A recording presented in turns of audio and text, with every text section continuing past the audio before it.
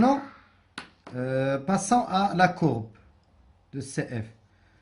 Toujours, la courbe est une parabole de sommet haut, mais surtout, elle est symétrique par rapport à l'axe des ordonnées, l'axe OY, parce que f est une fonction paire. Même si A positif ou bien A négatif, la fonction est toujours paire. Donc, la courbe est à l'allure comme ça. Maintenant,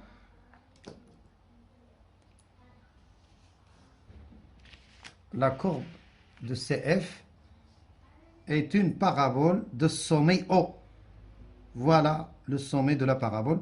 Et puisque elle est symétrique par rapport à l'axe des ordonnées, on doit la tracer comme ça, comme ça.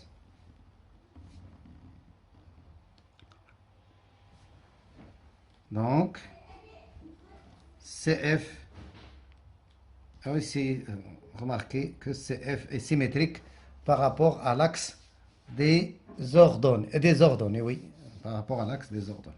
Donc, ça c'est l'axe des ordonnées, vous voyez, ici l'axe des ordonnées, c'est cet axe-là. Donc, ça c'est un résumé. Vous devez l'utiliser, ce résumé, quand vous avez une fonction comme ça. Donc, vous voyez, j'ai un tableau de variation pour f sans avoir calculé un taux de variation.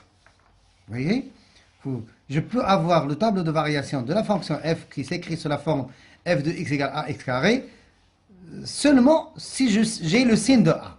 Alors si a est strictement positif, voici le tableau de variation, voici les variations et le tableau de variation, voici la courbe de CF. Et si on a a est strictement négatif, donc dans ce cas, le tableau de variation c'est comme ça et la courbe est une parabole de sommet haut toujours. Voyons maintenant, passons à un exercice. Un exercice d'application, exercice, ou bien exemple d'application. Prenons par exemple soit f de x égale x carré sur 2. Vous voyez? Donc, nous avons le cas où a est strictement positif. Oui. Donc, dans ce cas, a est égal à 1 demi. A égale 1 demi. On a a égale 1 demi. C'est-à-dire strictement positif. Donc, df égale r. La première des choses, c'est donner le domaine. Le domaine de la fonction f égale r. F est paire, même si on ne vous le demande pas. F est paire. CF est symétrique par rapport à l'axe des ordonnées, ça c'est clair. Mais on veut donner le tableau de variation. Maintenant, on veut le tableau de variation. On veut les variations et le tableau de variation de la fonction f. Alors, puisque A est strictement positif, alors on revient directement sur le cas de tout à l'heure. Si A est strictement positif, alors f est décroissante sur moins l'infini 0 et il est croissante sur 0 plus l'infini. Et on va donner le tableau de variation de la fonction. Alors, f est décroissante sur moins l'infini 0. F est croissante sur 0 plus l'infini. C'est un intervalle fermé. Sans tableau de variation, vous voyez, j'utilise le résumé de tout à l'heure sans avoir calculé un taux ou bien quelque chose. Donc, vous avez ici f décroissante sur moins l'infini 0 et f croissante sur 0 plus l'infini et l'image de 0 c'est toujours 0. Et ici, vous avez une valeur minimale absolue, c'est f de 0 égale 0. Donc, voilà un cas. Pour tracer CF, on va utiliser certains points. 4 ou 5 points, c'est suffisant. Donc, tracer CF. Tracer CF. Donc, puisque f est une fonction paire, alors nous avons CF est symétrique par rapport à l'axe des ordonnées. Donc, on va simplement construire la partie qui contient des points dont les abscisses sont positifs.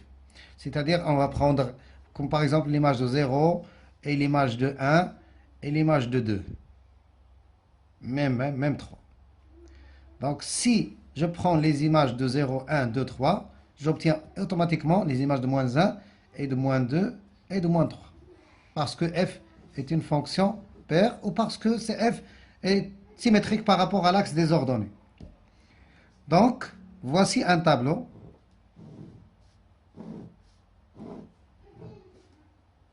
Tout simplement, je vais prendre les nombres qui sont positifs. J'ai dit 0, 1, 2. Donc l'image de 0, c'est toujours 0. D'ailleurs, c'est le sommet. Ce point hors de coordonnées 0, 0, c'est le sommet de la parabole. L'image de 1, c'est 1 au carré sur 2, c'est 1 demi.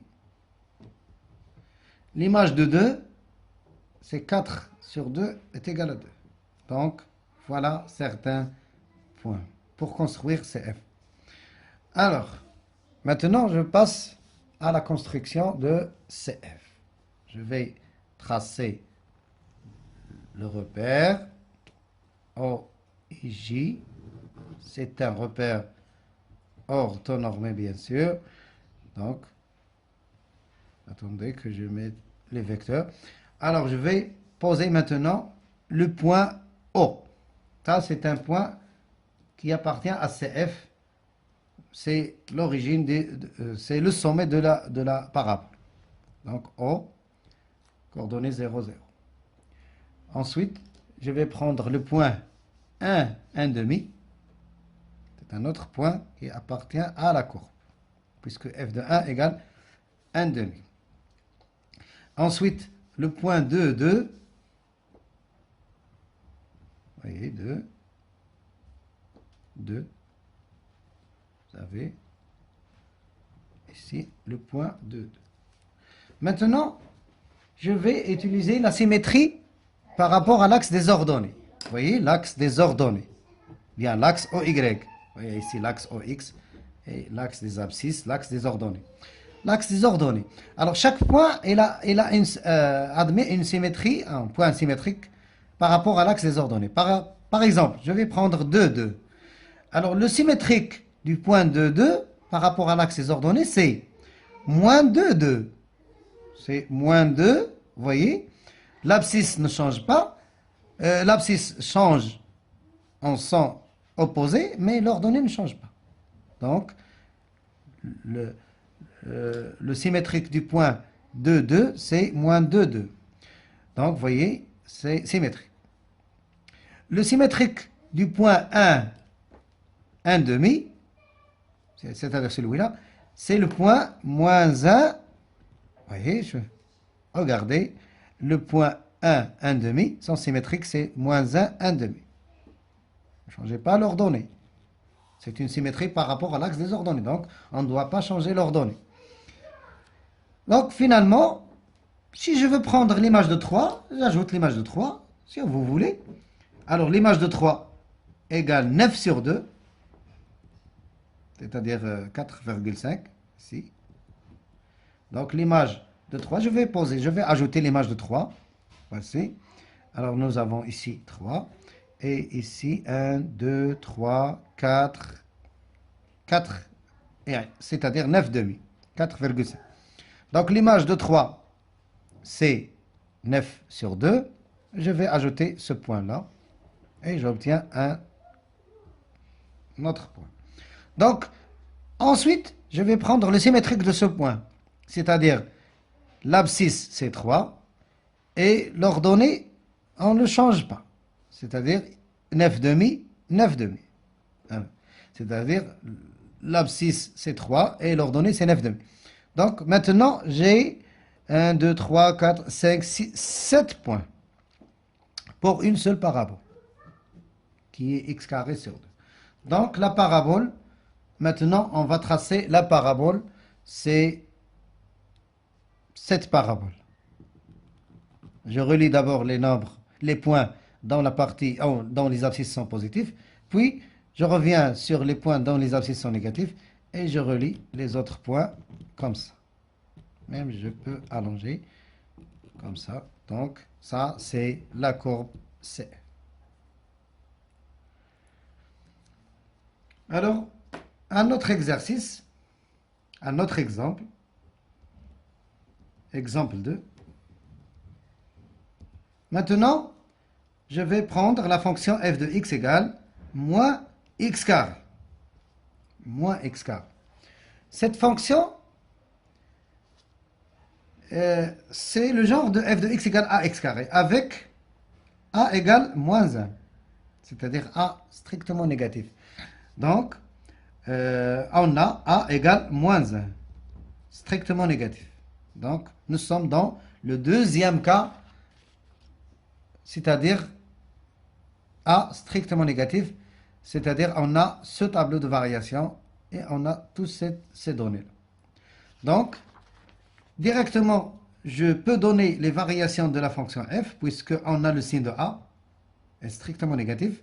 Et vous voyez que si vous avez le signe de a, vous pouvez donner directement le tableau de variation ou bien les variations de la fonction f. Donc, dans ce cas, f est croissante sur l'intervalle moins l'infini 0, f est décroissante sur 0 plus l'infini. Son tableau de variation, c'est le domaine d'abord, c'est moins l'infini plus l'infini, c'est-à-dire R. Vous avez ici f strictement bien croissante sur moins l'infini 0, puis elle est décroissante sur 0 plus l'infini. Toujours f de 0, est égal à 0. Donc, vous avez une valeur maximale absolue ici. Une valeur maximale. Le f de 0 égale 0, f de 0 égale 0, c'est une valeur maximale absolue parce que vous avez vu dans la définition d'une valeur maximale, c'est que f de x est inférieur ou égal à f de alpha, quel que soit à x appartenant à df. Donc, maintenant, on va construire CF. CF, je peux prendre des points dont les abscisses sont positifs, puis je mets la symétrie. J'utilise la symétrie par rapport à... Donc, ici, vous avez une fonction paire. Donc, CF paire. Donc, CF symétrique par rapport à l'axe Y, toujours. Donc, je peux utiliser directement les points dans ma mémoire. Donc, vous avez un repère OIJ. Alors, vous pouvez utiliser ce sommet. F de 0, c'est 0 toujours. D'ailleurs, c'est le sommet de la parabole. F de 1 est égal à moins 1. On peut calculer l'image de 1 facilement. La fonction f, regardez, f de 1 égale moins 1 au carré, ça fait moins 1. Donc f de 1 égale moins 1. Donc la symétrie de ce point, c'est, puisque je change l'abscisse et l'ordonnée ne change pas, donc le symétrique de ce point 1 moins 1, c'est moins 1 moins 1. Moins 1, vous avez donc maintenant 3 points. 0, 0, 1, moins 1, moins 1, moins 1. Je peux encore prendre l'image de 2, puis calculer l'image de 2. F de 2, c'est moins 4. F de 2 égale moins 4. Attendez. Je vais mettre le point ici. F de 2 égale moins 4. Donc, vous avez un autre point ici. Sans symétrique, c'est moins 2, moins 4. Et maintenant, voici votre parabole. 1, 2, 3, 4, 5 points. C'est sont suffisants. C'est suffisant pour construire une parabole de son genre. Idem, vous avez CF comme ça. Donc, vous voyez le sommet, c'est O. Donc, c'est une parabole. Ça, c'est le sommet de la parabole. Sommet de CF. Et CF est appelé une parabole de sommet O.